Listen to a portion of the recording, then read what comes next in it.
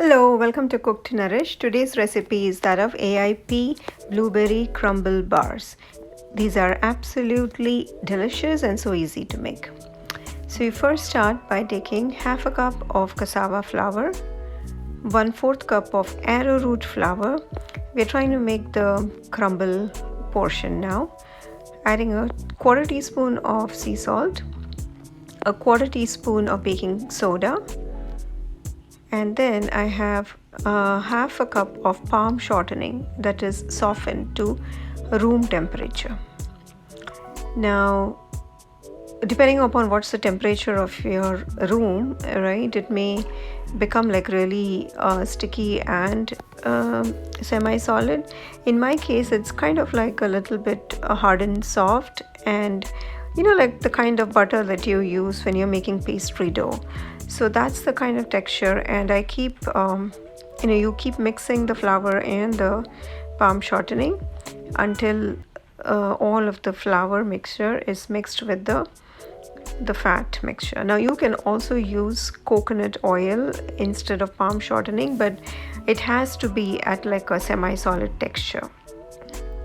And see, that's like the texture I get.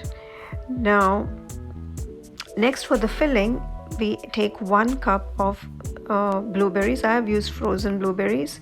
Then I add a teaspoon of tapioca starch, a 1/4 teaspoon of sea salt again, and next we'll add a little bit of lemon juice. So I have fresh lemon juice. That's 2 tablespoons of fresh lemon juice. Mix it all up so that the tapioca starch mixes with that. And then that's it. Now we basically just layer it into a loaf pan. So I added parchment paper in the bottom, so just it's easy to take it out. And then add the first layer of crumble, not all of it, okay? So keep half the mixture for the top. And then now you add the blueberry layer. Now since I used frozen blueberries, mine, there's a lot of liquid in it. So while putting this, I'm trying to avoid adding all of the liquid, because otherwise the bottom crust will become soggy. If you're using fresh blueberries, then you won't have this problem. So yeah, as long as you don't use all of the thawed like juices, you'll be fine. And then the rest of the crumble mixture goes on top, so it's kind of like a sandwich, and that's it. Such an easy dessert. And now you just bake it at 350 degrees for about 32 to 35 minutes. For me, it was about 32 minutes. And see how you have to bake it until the crust looks golden brown on top.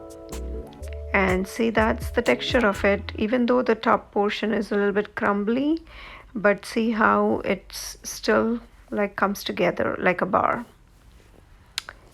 Thank you for watching. Hope you guys enjoyed this recipe, and if you try it, don't forget to come and share your feedback.